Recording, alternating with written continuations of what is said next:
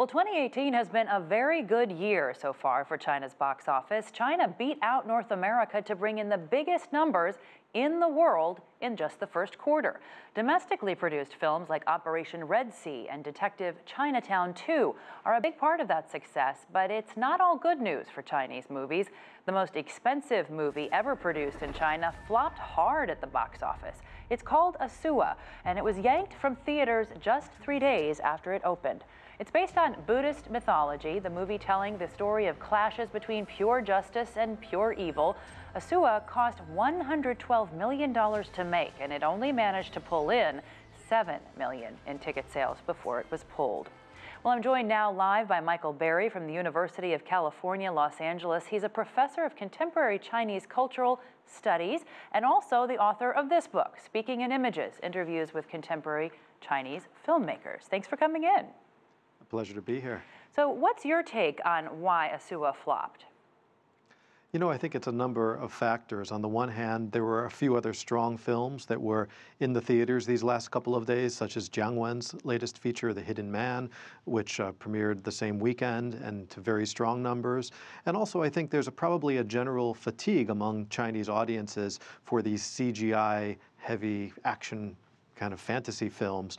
And even if you look at the trailer, it's a fine balance between how much practical effects and CGI green screen effects these films have. And this one seems to be a little tilted heavy into the green screen world.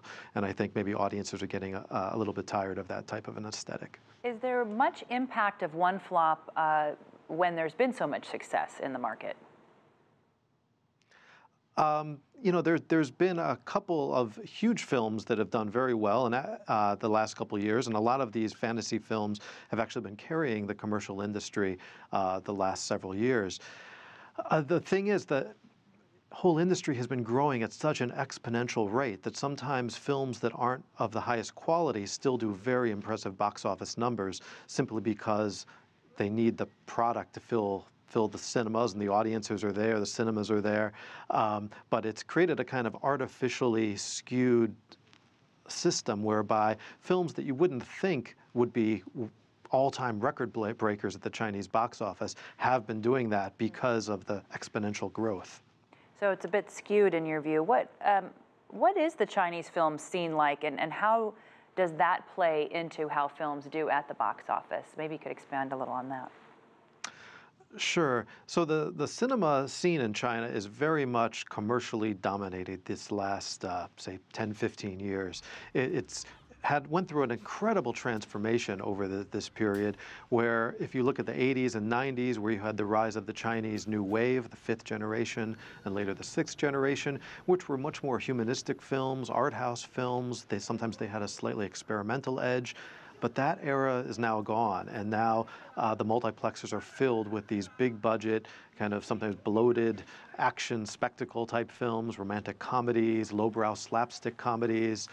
This is the kind of what's ruling the day at the Chinese box office for the last decade or so. Is there any movement to reverse that, to sort of give a little more play to these more personal, less blockbuster-driven movies? You know, the last year, 2017, we did see a little bit of a shift starting to take place. There were actually a few documentaries that did very well in the commercial cinema chains, such as Still Tomorrow, which was about a handicapped poet, a women poet named Yu Shouhua, 22, which was a documentary about survivors of the Nanjing, of the comfort women survivors from World War II. Those were kind of anomalies because they were more intimate, personal portraits that did very well at the box office. And I'm hoping that's a new trend to try to balance out the incongruity between commercial films and more kind of personal films, smaller budget films and documentaries. Michael Berry, good to talk with you. Thanks so much for coming in. We appreciate your time.